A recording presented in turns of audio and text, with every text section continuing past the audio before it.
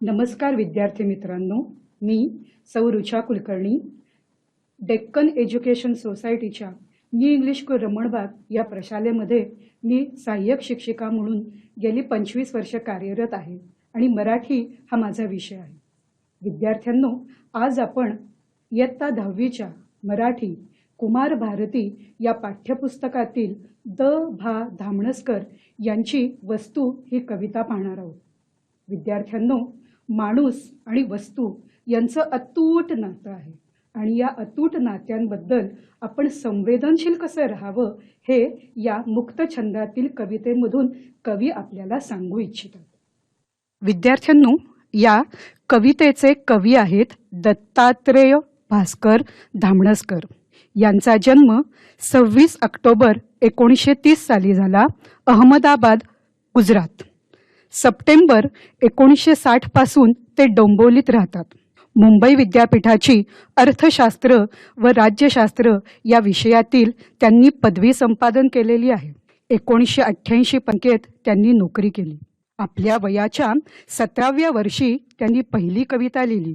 यांच्या कवितांचं वैशिष्ट्य सांगू, वाचकांच्या मनाला स्पर्श करणाऱ्या कविता, साधी सोपी भाषा, माणुसकी जिव्हाळा जपणारी भाषा.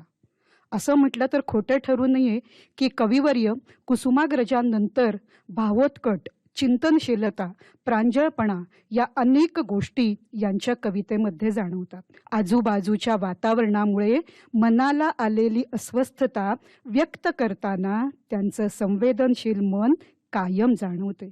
पण विद्यार्थ्यांनो, ही मनाची अस्वस्थता ते स्पष्ट करतात अतिशय संयमित शब्दातून. त्यांची कविता 1980 साली पहिल्यांदी कविता दशकाची या संग्रहामध्ये प्रकाशित झालेली होती. कवितांच्या बाबतीमध्ये अतिशय ते बारीक विचार करतात. ते म्हणतात, कविता जशी सुचते, जेव्हा सुचते आणि जेवढी सुचते तेवढी लिहा. अट फक्त एकच, तुमच्या समोरचा कागद, कोरा कागद अर्थपूर्ण करायचा आहे. किंवा कविता लिहिण्याबाबतीमध्ये खूप विचार करतात. त्यांना कधी कधी कामामुळे कविता लिहायला जमायचं नाही. मग कविता लिहायला बसले की ते विचार करायचे, बऱ्याच दिवसात आपण कविता लिहिली नाही. म्हणजे ते स्वतःला म्हणतात, बऱ्याच दिवसात मी स्वतःला भेटलो नाही. आणखीन त्यांचं वैशिष्ट्य सांगू, त्यांच्या लिखाणात कायम सकारात्मकता दिसून येते. ते लिखाण करताना असं म्हणतात की आयुष्यामध्ये मी कधी कुणापुढे हात पसरले नाही. याऐवजी त्याने कृपाळूपणे मजवर तशी वेळच येऊ दिली नाही. किंवा परमेश्वराची प्रार्थना करताना म्हणतात, परमेश्वराची करुणा भाकत त्याच्या इतकेच आपण महान क्षमाशील व्हायला हवे. यांना अनेक पुरस्कारही मिळालेले होते. यातील केशवसूत पुरस्कार जो आहे तो प्राक्तनाचे संदर्भ या काव्यसंग्रहाला 1982 साली मिळाला. तर कवी कुसुमाग्रज पारितोषिक 2001 साली बरेच काही उगवून आलेले या काव्यसंग्रहाबद्दल मिळालेला होता. नंतर जवळजवळ 15 वर्षांनी म्हणजे 2016 साली भरून आलेले आकाश हा त्यांचा काव्यसंग्रह प्रसिद्ध झाला. कविवर्य कुसुमाग्रजांनंतर अशा भावोत्कट कविता लिहिणारे कवी हे त्यांचं वैशिष्ट्य तर आपण जाणून घेतलंच. पण विद्यार्थ्यांनो, त्यांच्या अनेक कविता मी वाचल्या. या कवितेमध्ये आपल्याला अनेक गोष्टी भेटतात आणि असं जाणवतं की हे निसर्गाच्या अगदी जवळ आहेत. त्यांच्या कवितेत झाडं भेटत राहतात, फुलं, समुद्र, आकाश, वारा, जमीन, पक्षी आणि त्याबरोबरीनं माणसं सुद्धा. म्हणजे थोडक्यात काय तर निसर्गाशी एकरूप होऊन काव्य करणं हे त्यांचं अतिशय आवडीचं काम असलेलं दिसून येतं. त्यांच्या प्राक्तनाचे संदर्भ या काव्यसंग्रहामधल्या एका कवितेमधल्या मी 2 ओळी वाचून दाखवते. एक साधं सोपं निसर्गाचं एक चक्र आहे की फूल कोमेजलंय आणि ते झाडावरून खाली पडतंय. बस ही एकच साधी गोष्ट, पण ते कसे सांगतात बघा. झाडाचा निरोप घेणारे फूल येते मी म्हणते आणि झाडाच्या पायाशी अंग टाकते. त्यांचं भरून आलेले आकाश हा कविता संग्रह सुद्धा प्रसिद्ध आहे. या संग्रहातील काही कविता प्रामुख्यानं वेगवेगळ्या अंकांमध्ये प्रसिद्ध झाल्या होत्या. उदाहरणार्थ मौज, दीपावली, गंधाली, कालनिर्णय सांस्कृतिक, कविता रती अशा अनेक मासिकांमध्ये त्यांच्या कविता प्रसिद्ध झालेल्या दिसून येतात. विद्यार्थ्यांनो, त्यांच्या या ग्रंथसंपदेची काही मुखपृष्ठ जी आहेत या आपण पीपीटीमध्ये बघूया. प्रार्थनाचे संदर्भ आणि भरून आलेले आकाश या कवितेचा परिचय जो आहे तो आपण थोडक्यात करून घेऊया. ही कविता मुक्तछंद प्रकारातील आहे. मुक्तछंद म्हणजे काय की या कवितेत अक्षरांची संख्या, मात्रा, यमक असं कोणतंही बंधन नसतं, तर उलट भावनांची मुक्त मांडणी केलेली असते. कोणत्याही प्रकारचं यामध्ये बंधन नाही. भरून आलेले आकाश या काव्यसंग्रहातून ही कविता घेतलेली आहे. या कवितेत मुख्यतः हा विचार मांडलेला आहे, कोणत्याही निर्जीव वस्तूशी मानवी भावना जोडली गेली की त्या वस्तूचे मोल करता येत नाही. म्हणजे थोडक्यात त्या अनमोल ठरतात. आणखीन काय वैशिष्ट्य आहे बघा, वस्तू माणसाला दीर्घकाळ साथ देतात. त्यामुळे व्यक्ती आणि वस्तू यांच्यामध्ये एक अतूट नातं तयार होतं. म्हणजे थोडक्यात सांगू का की वस्तूंशिवाय माणूस आपल्या जीवनाची कल्पनाच करू शकत नाही. त्यामुळेच की काय, थोर व्यक्तींच्या वापरातील अनेक वस्तू संग्रहालयात जतन केल्या जातात, सांभाळून ठेवल्या जातात आणि पुढील अनेक पिढ्यांना या वस्तूंमधून त्या व्यक्तीची माहिती जाणवते. त्यांचं कार्यकाल कसा होता, त्यांचं आयुष्य उदात्त कसं होतं ते त्या वस्तूंच्या माध्यमातून कळतं. वस्तूंना जीव नसला तरी त्यांना भावना असते हे समजून वस्तू वापराव्यात, त्या वस्तूंची स्नेह जपावा, ही भावना या कवितेमधनं व्यक्त होते. कवींनी वस्तूंवर मानवी भावनांचे आरोप केलेले आहेत. म्हणजे काय तर थोडक्यात त्या वस्तूंना आपल्यासारखे भावभावना आहेत, आपल्यासारख्या, हे या कवितेमधून सांगितलेलं आहे. त्यामुळे या कवितेमधून चेतन गुणोक्ती अलंकार झालेला दिसतो. म्हणजे थोडक्यात काय तर अचेतन निर्जीव वस्तू या सचेतन आणि सजीव बनवल्या आहेत. म्हणजे त्या वस्तू आपल्याप्रमाणे वागतात, बोलतात, भावभावना सांगू इच्छितात, हे या कवितेमधून आपल्याला सांगितलं आहे. आपण आता ही कविता एकदा वाचूया. कविता वस्तू. वस्तूंना जीव नसेलही कदाचित, पण जीव नसल्यासारखे वागवू नये त्यांना. वस्तूंना मनही नसेल कदाचित, पण ते असल्यासारखे वागलो तर वस्तू प्रचंड सुखावतात. वस्तू निखालस सेवकच असतात आपल्या, तरीही बरोबरीचाच मान द्यावा त्यांना. वस्तूंना वेगळी स्वतंत्र खोली नको असते, त्यांना फक्त आपल्या मानलेल्या जागेवरून निष्कासित न होण्याची हमी द्या. वस्तूंनाही असते आवड स्वच्छ राहण्याची, हे हातांना लक्षात ठेवायला सांगा. वस्तूंना जपावे, लाडावूनही ठेवावे त्या पुढे जाऊन. त्याच जिवंत ठेवणार आहेत आपला स्नेह नंतरच्या काळातही. आयुष्य संपले की वस्तूंनाही आजवरच्या हक्काच्या घरात राहू देत नाहीत, तेव्हा कृतज्ञतापूर्ण निरोपाचा त्यांचा हक्क शाबूत ठेवावा. विद्यार्थ्यांनो, अतिशय सुंदर आणि सहज सोप्या शब्दांचा वापर करून ही कविता कवींनी आपल्या समोर मांडली आहे. आणि सहज आपण छोट्या छोट्या गोष्टींचा विचार कशा पद्धतीनं करायला लागतो हे आता आपण बघूया. वस्तूंना जीव नसेलही कदाचित, पण जीव नसल्यासारखे वागवू नये त्यांना. वस्तूंना मनही नसेल कदाचित, पण ते असल्यासारखे वागलो तर वस्तू प्रचंड सुखवतात. कवी धामणसकर वस्तूंबाबत अतिशय संवेदनशील आहेत, आपण म्हणू सेन्सिटिव्ह आहेत. हं? वस्तू निर्जीव असल्या तरी आपल्या जीवनाचा अविभाज्य अंग आहेत. अगदी अश्मयुगीन काळापासून ते आत्तापर्यंतचा काळ आहे. आपण वस्तूंशिवाय जगूच शकत नाही. मग कवी या कवितेत स्पष्ट करतात, वस्तू कशा हाताळाव्या, कशा जपाव्यात हे ते सांगतात, मन मोकळं करतात, स्पष्ट करतात. काय म्हणतात बघा, कदाचित वस्तूंना जीव, प्राण नसेल म्हणजे त्या निर्जीव आहेत. पण त्यांना जीव आहे असा आपण विचार केला आणि मग त्यांच्याशी आपण वागलो तर त्यांना खूप बरं वाटतं. वस्तूंना मनही नसेल, परंतु त्यांना मन असल्यासारखे वागवले तर त्या वस्तूंना खूप आनंद होतो. आपलं सुद्धा बघा, आपल्या मनाप्रमाणे आपल्या मित्रांनी, आपल्या शिक्षकांनी, आपल्या आईबाबांनी एखादी गोष्ट केली की आपलं मन किती सुखावतं. अगदी त्याप्रमाणे या वस्तूंना सुद्धा खूप आनंद होतो. का? तर त्यांचं आणि आपलं अतूट नातं आहे. सांगू का, त्यांच्यावरच सगळं आपलं आयुष्य हे अवलंबून आहे. वस्तूंशिवाय आपलं जीवन हा विचारच बाळांनो आपण करू शकत नाही. कारण का, आपल्या मूलभूत गरजा, दैनंदिन गरजा भागवणं हे वस्तूंवरच सगळं अवलंबून आहे. आता बघा, तुम्ही विद्यार्थी आहात. विद्यार्थी म्हटलं की आवश्यक वस्तू कोणकोणत्या आल्या? हं?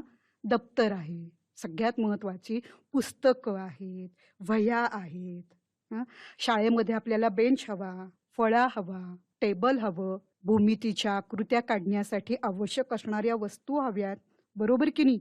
आपण मग घराचा विचार केला तर घरामध्ये प्रत्येक खोलीमध्ये वस्तू एवढ्या असतात की अरे, त्यांचा किती आपल्याला उपयोग आहे हा जर तुम्ही विचार करायला लागला आणि त्यांची एक यादीच जर तुम्ही केली तर त्याचे असंख्य गट तयार होतील आणि असंख्य वस्तू तयार होतील बाळांनो.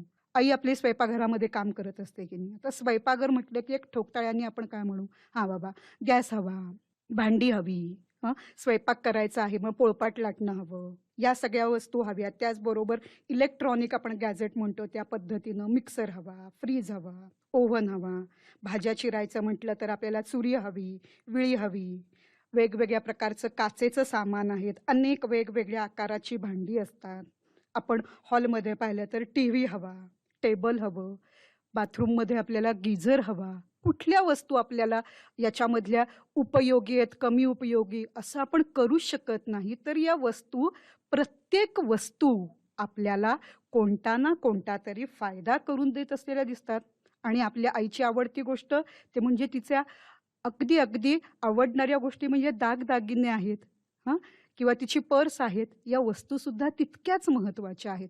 म्हणजे आपण जर असा विचार केला की प्रत्येकाचं काम काय आहे, व्यवसाय काय आहे, त्याप्रमाणे त्या व्यक्तींना लागणाऱ्या वस्तू सुद्धा वेगवेगळ्या आहेत. बघा, आपण व्यवसायानुसार किंवा कामानुसार वस्तू पाहिलं तर शेतकऱ्यांना शेतीची कामं करण्यासाठी वस्तू हव्यात.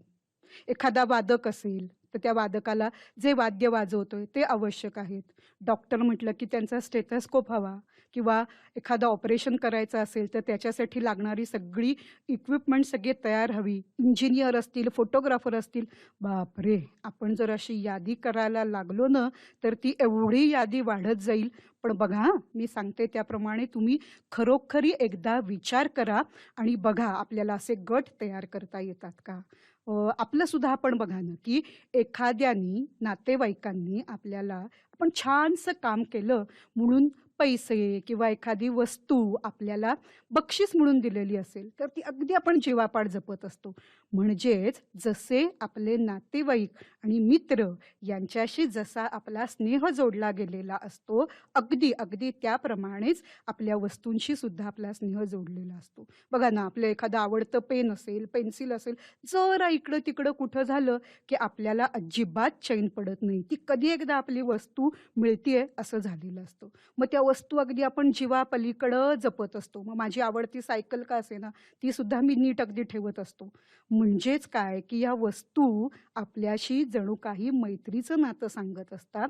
आणि विद्यार्थ्यांनो, ह्या वस्तू आपण कशा हाताळतो, जपतो, ठेवतो याच्यावरून सुद्धा कधी-कधी आपली स्वभाव वैशिष्ट्य काय आहे हे कळतं. विद्यार्थ्यांनो, तुम्हाला मी स्वामी विवेकानंदांच्या आयुष्यामधला एक छोटासा प्रसंग सांगते. स्वामी विवेकानंद अमेरिकेला जाणार होते. आपल्या भारताचं, आपल्या देशाचं प्रतिनिधित्व करायचं होतं आणि आपल्या धर्माची शिकवण सांगायची होती. शारदा देवींकडे गेले. शारदा देवींना नमस्कार करायचा, आपल्या गुरुमाता आहेत आणि मग अमेरिकेला निघायचं, हे त्यांनी ठरवलं होतं. शारदा देवींकडे आले. त्यावेळेस शारदा देवी भाजी चिरायचं काम करायला सुरुवात करणार होत्या. पण नेमकी त्यांची सुरी जी आहे ती स्वयंपाकघरामध्ये विसरली होती. स्वामीजी आल्यानंतर शारदा मात्यांनी सांगितलं, नरेंद्रा, जा रे तेवढं स्वयंपाकघरामधून माझी सुरी आणून दे. बास, एवढं छोटंसं काम. स्वामी विवेकानंद स्वयंपाकघरामध्ये गेले, सुरी घेऊन आले आणि शारदा मातेंच्या हातात दिली. दिल्याबरोबर शारदा माता म्हटल्या, शाब्बास. स्वामी विवेकानंदांना कळेनाच शाब्बास कशाबद्दल म्हटलेलं आहे. तर त्यावेळेस शारदा माता म्हणाल्या, अरे, तू माझ्या हातामध्ये सुरी देत असताना त्याची लाकडी मूठ माझ्याकडे केलीस आणि त्याचं धारदार पातं मात्र स्वतःच्या हातामध्ये ठेवलंस. जो दुसऱ्यांना शिकवण देणार आहे त्यांनी कायम दुसऱ्यांचा विचार करायचा असतो आणि तुझ्याकडे हा उत्तम गुण आहे. जा, तो कोणतंही काम कर, या सर्व कामामध्ये तू नक्की आणि नक्की यशस्वी होणार आहे. आयुष्यभर माझे आशीर्वाद तुझ्या पाठीशी आहेत. बघा, म्हणजे छोटीशी गोष्ट पण त्याच्यातनं माणूस दुसऱ्यांचा विचार कसा करू शकतो हे या गोष्टीमधनं आपल्याला जाणवतं. खरं तर वस्तू निर्जीव आहेत, अचल आहेत. आपण एखाद्या ठिकाणाहून उचलून त्या दुसरीकडे ठेवलं तरच आपल्याला त्या दुसरीकडे दिसतील. पण जर आपण त्यांना जीव आहे असं समजलं आणि मग त्यांच्याशी आपण वागलो, त्यांच्यावर प्रेम केलं, व्यवस्थित त्यांची काळजी घेतली, तर त्याच्यामुळे काय होणार आहे, आपलं जीवनच सुखकर होणार आहे, हे लक्षात ठेवा. त्यामुळे माणसांप्रमाणे त्यांचं मन, जीव जर जपला तर आपल्याला सुद्धा प्रचंड समाधान मिळणार आहे. वस्तू निखालस सेवकच असतात आपल्या, तरीही बरोबरीचाच मान द्यावा त्यांना. वस्तूंना वेगळी स्वतंत्र खोली नको असते. त्यांना फक्त आपल्या मानलेल्या जागेवरून निष्कासित न होण्याची हमी द्या. बघा, इथे नवीन शब्द आलेला आहे, निखालस. निखालस म्हणजे स्पष्ट, खात्रीनं, उघड, अगदी खरं. बरोबर, म्हणजे वस्तू आपल्याला सेवा देतात, अगदी खात्रीनं देत असतात, म्हणून ते आपल्या सेवक आहेत, म्हणजे सेवा करणाऱ्या चाकर आहेत. म्हणजे वस्तू आपल्यासाठीच आहेत, आपल्या गरजा पूर्ण करतात. बघा ना, लिखाण करायचंय, पेन हवं. चित्र काढायचंय, कागद, पेन्सिल, पट्टी, ह्या गोष्टी आपल्याला हव्या आहेत.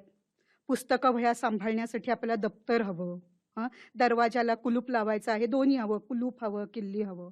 वेगवेगळ्या कामांसाठी या PPT-मध्ये मी दाखवते त्याप्रमाणे कॉम्प्युटर हवा. किंवा सुंदर आपलं घर दिसावं यासाठी एकीकडं फ्लॉवर पॉट ठेवलेला आहे. मग ह्या ज्या गोष्टी आहेत याच्यामुळे एक उपयोगिता होते, आपल्या मनाला समाधान देणं, या तर गोष्टी होतातच. आणि जर या वस्तू नसतील तर आपला वेळ खूप जाईल, आपल्याला त्रास होईल, आपलं आयुष्य कष्टदायक होईल, हे आपण कायम लक्षात ठेवलं पाहिजे. म्हणून काय म्हणतात, त्यांना वेगळी स्वतंत्र खोली नको असते, तर फक्त आपल्या मानलेल्या जागेवरून. आता ही त्यांची मानलेली जागा म्हणजे काय, तर आपणच त्यांना दिलेली जागा नाही का, पण तीच त्यांची जागा नीटनेटकी व्यवस्थित जर ठेवली तर ते सुखी असतात. बघा ना, टीव्हीची जागा, स्वयंपाकघरामध्ये फ्रीजची जागा, या सगळ्या ठरलेल्या असतात. म्हणजे त्यांना कोणत्याही प्रकारची आपल्याकडून अपेक्षा नसते, तर फक्त त्यांना जी जागा ठरवून दिलेली आहे त्या ठरवून दिलेल्या जागेवर निष्कासित म्हणजे त्या जागेवरून दूर करू नका. बास, एवढीच त्यांना खात्री हवी आहे. आणि ते या कडव्यामधून कवी आपल्याला सांगू इच्छितात. बघा, या चित्रामध्ये किती सुंदर दिसतंय. स्वयंपाकघर सगळं नीटनेटकं आवरून ठेवलंय, हॉलमध्ये सगळ्या वस्तू व्यवस्थित ठेवलेल्या आहेत. मग ते खूप बघायला आपल्याला छान वाटतं. म्हणजेच असं म्हटलं जातं, वस्तू अशी ठेवावी जागच्या जागी, वेळच्या वेळी आणि जिथल्या तिथे. असं जर आपण ठेवलं तरच त्या वस्तूंपासून आपल्याला हवा तो फायदा नक्की होऊ शकतो. आणि विद्यार्थ्यांनो, आपल्या भारतीय संस्कृतीचं वैशिष्ट्य सुद्धा हेच आहे बरं का, की ज्या गोष्टीकडून आपल्याला फायदा होतो त्याची कृतज्ञता व्यक्त करणं. बघा ना, शुभ कार्यामध्ये जातेपूजन केलं जातं. दिवाळीमध्ये लक्ष्मीपूजनाच्या दिवशी केरसुणीची, नाही लक्ष्मी म्हणतात, तिची पूजा केली जाते. पाडव्याला वहीपूजन केलं जातं. दिवाळीच्या वेळेस पणत्या, रांगोळी यांना महत्त्व असतं. खंडेनवमी किंवा दसऱ्याला आपण यंत्रांची पूजा करतो किंवा वेगवेगळ्या सणांच्या वेळेस पाटीपूजन केलेलं असतं. म्हणजेच या वस्तू जर आपण नीट ठेवल्या तर वेळेला आपल्याला चटकन सापडतात. सांगू का, माझी आजी अशी म्हणायची की वस्तू अशा नीट ठेवाव्यात की आंधळ्याला सुद्धा ती वस्तू त्या जागेवर सापडली पाहिजे. पुढचं कडवं बघूया. वस्तूंनाही असते आवड स्वच्छ राहण्याची, हे हातांना लक्षात ठेवायला सांगा. वस्तूंना जपावे, लाडावूनही ठेवावे.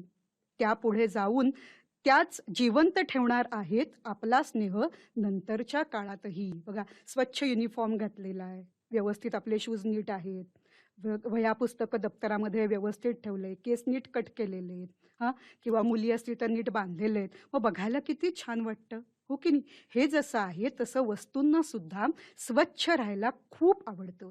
त्यांची नियमित स्वच्छता ठेवणं हे गरजेचं आहे. उगाच धूळ पडली आहे, कशाही ठेवलेल्या आहेत, तर ते आपल्याला बघायला नको वाटतं. म्हणजे बघा बरं, आपली आई सुद्धा कधी कधी आपल्या मदतीनं घरामध्ये आपली स्वच्छता करत असते. मग ती स्वयंपाकघरातली असेल, सारखा तिचा हात जो आहे तो चालू असतो. म्हणजे स्वच्छ वस्तू, आवरलेलं कपाट, नीटनेटकं घर हे आपल्याला बघायला सुद्धा बरं वाटतं आणि आपलं मन प्रसन्न होतं आणि त्या वस्तूंपासून आपल्याला जो फायदा होणार आहे किंवा त्यांचा उपयोग जो आहे तो चांगल्या प्रकारे कायम होत जातो. असं म्हटलं जातं की मन आणि कपाट हे सातत्यानं आपण आवरलं पाहिजे, म्हणजे नवीन वस्तूंना सुद्धा आपल्याला जागा होईल आणि आपल्या जवळ असणाऱ्या ज्या नको असलेल्या गोष्टी आहेत त्या सुद्धा आपण दूर करू शकतो. मी सायकलीवरून शाळेमध्ये जात असेल तर मी काय करते, व्यवस्थित वेळोवेळी हवा भरते, स्वच्छ करते, ऑइलिंग आहे ना, ऊन पावसापासून रक्षण करणं, या गोष्टी मी सगळं करत असते. किंवा माझी वह्या पुस्तकं मी नीट ठेवते. मग कधी कधी मी जर कसं तरी ठेवून दिलं, नेमकं वेळेला काहीतरी मला हवं असलं, आई हे कुठे ठेवलं ग, आई ते कुठे ठेवलं ग, असं जर केलं तर त्या वस्तूंचा आपल्याला वेळेला काही उपयोग होणार नाही. मग त्यांना कसं जपलं पाहिजे, तर त्या वस्तू काही कालावधीनंतर आपला जो काही स्नेह आहे तो जिवंत ठेवणार आहेत. उदाहरणार्थ, आपल्या आजी आजोबांच्या काही वस्तू असतील, दागदागिने असतील किंवा अगदी पुरातन आपल्या आधीच्या पिढ्यांपासनं त्या वस्तू आपल्या घरात, अगदी भांडी असतील, तर त्या सुद्धा आपली आई अतिशय सांभाळून ठेवत असते. बघा बरं, इथे मी काही जुन्या काळातल्या वस्तू तुम्हाला दाखवते. घंगाळ आहे, पानाचा डबा आहे किंवा बंब आहे, खलबत्ता आहे, पाटा वरवंटा आहे, जातं आहे. या वस्तू असतीलही अजूनही सगळ्यांकडे, पण अगदी आपल्या आजी आजोबा किंवा पणजोबांपासून असलेल्या या गोष्टी ज्या आहेत, या गोष्टी मात्र काय आहे, अतिशय जपून ठेवल्या जातात. त्याचबरोबर महान व्यक्तींनी वापरलेल्या वस्तू सुद्धा हे अतिशय अनमोल ठेवा असतो. उदाहरणार्थ, महात्मा गांधीजींच्या चष्मा किंवा त्यांनी वापरलेलं घड्याळ, ह्या वस्तू महत्त्वाच्या आहेत. त्याचबरोबर लोकमान्य टिळक संग्रहालय, केसरीवाडा पुण्यामध्ये जे आहे, त्यामध्ये हा जो जुना प्रिंटर म्हणू आपण, आत्ताच्या आधुनिक स्वरूपामध्ये आपण प्रिंटर म्हणतो, तर त्यावेळेस छपाई कशा पद्धतीनं केली जायची हे अगदी सगळ्यात जुने. किंवा लोकमान्य टिळकांच्या वेगवेगळ्या वस्तू सुद्धा तिथे सांभाळून ठेवलेल्या आहेत. राजा दिनकर केळकर संग्रहालय आहे पुण्यामधलं, इथे सुद्धा अनेक वस्तू ज्या आहेत त्या जतन केल्यात. नुसत्या जतन करून नाही तर ते नीटनेटक्या पद्धतीनं मांडून सुद्धा ठेवलेल्या आहेत. श्री भवानी चित्रसंग्रहालय व ग्रंथालय औंध साताऱ्यामधलं आहे. इथे सुद्धा अशा प्रकारच्या मूर्ती, चित्र ही जपून ठेवलेली आहेत. आणि विद्यार्थ्यांनो, तुम्हाला आणखीन एक सांगायचे की या संग्रहालयांमध्ये सगळ्यात महत्त्वाचं काय असतं की या वस्तू ज्या आहेत त्या अतिशय व्यवस्थित जपून ठेवलेल्या असतात.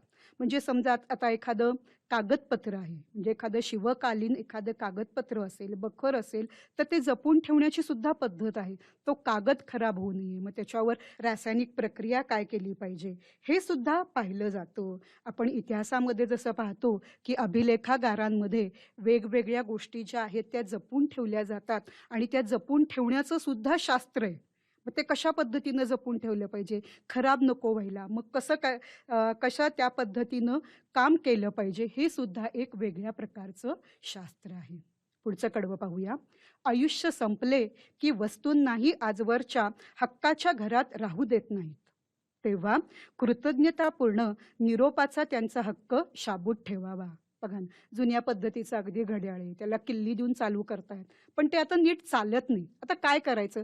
तर ते ठेवूनही त्याचा उपयोग नाही. काय करावं? ही पंचाईत होते किंवा एखादं जुन्या पद्धतीचं कपाट आहे, त्या कपाटाचं काय करायचं? ही सुद्धा खूप पंचाईत पडते. म्हणजे कित्येक वेळा आपण घरामध्ये असंही बघतो आईचं, की आईला त्या धड वस्तू ठेववतही नाहीत आणि टाकूनही द्याव्याशा वाटत नाहीत. मग त्या वस्तूंना असं वाईट वाटायला लागतं, की अरे, आता आपलं आयुष्य संपलंय. आता या घरामधला आपला शेअर, आपली जागा आता नाही इथे.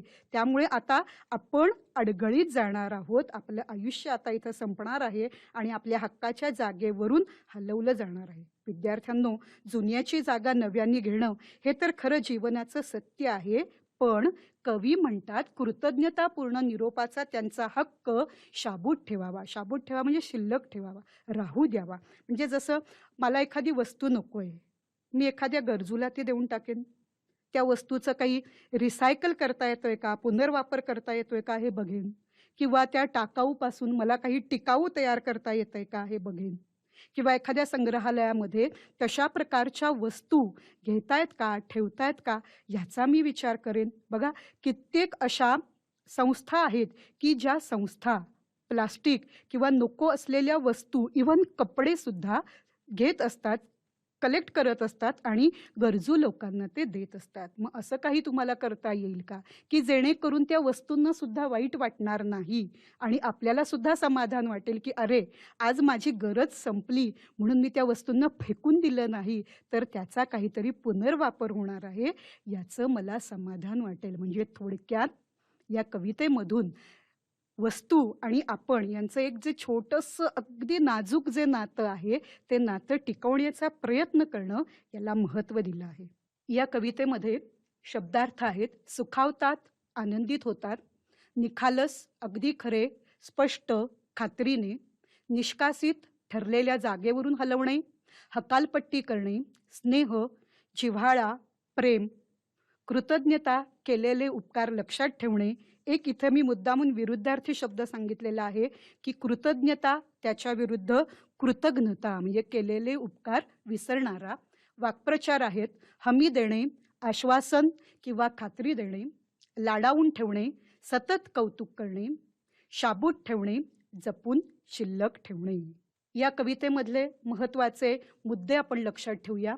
कवीचं नाव द. भा. धामणसकर, रचना प्रकार मुक्तछंद, काव्यसंग्रह भरून आलेले आकाश, कवितेचा विषय निर्जीव वस्तूंचा सजीवपणा, कवितेचा आशय प्रत्येक वस्तूला महत्त्व असते, वस्तू आपले जीवन सुखी करतात, त्यामुळे त्यांना जीव व मन आहे असे समजून मान द्यावा, त्यांना जागेवर स्वच्छ ठेवावे, त्यांचे लाड करावेत, त्यांचे आयुष्य संपले की कृतज्ञतेने त्यांना निरोप द्यावा. मी एक तुम्हाला रूपात देते, तुमच्या आवडीची सायकल, ही सायकल बोलतीये तर ती काय तुम्हाला सांगेल? बघा, आनंद, लहानांपासून मोठ्यांपर्यंत वापर, विविध रूपं, तिची गरज काय आहे, व्यायाम, कमी खर्चिक, इंधनाची बचत आणि मर्यादा, या मुद्द्यांचा तुम्ही विचार करा आणि सायकल तुमच्याशी संवाद साधतीये असं तुम्ही करा.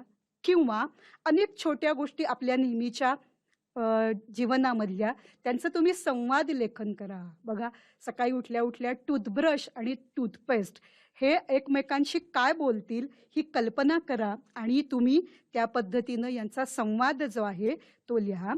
अशा पद्धतीनं आज आपण वस्तू या कवितेचा अभ्यास केलेला आहे.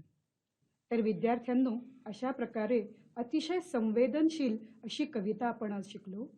वस्तू हे त्या कवितेचं नाव. बघा, तुम्ही आज ही कविता शिकल्यानंतर तुमच्याही लक्षात येईल की दैनंदिन वापरातील गरजेच्या या ज्या वस्तू आहेत, या वस्तू आपल्याला किती आवश्यक आहेत. तर विद्यार्थ्यांनो, तुम्ही हे लक्षात ठेवा. जो दुसऱ्याचा विचार करून वागतो तो आयुष्यामध्ये कायम यशस्वी होतो. त्याच पद्धतीनं तुम्ही वस्तूंचा, दुसऱ्यांचा विचार करा. मग बघा बरं, तुम्ही आयुष्यामध्ये नक्कीच यशस्वी व्हाल. धन्यवाद.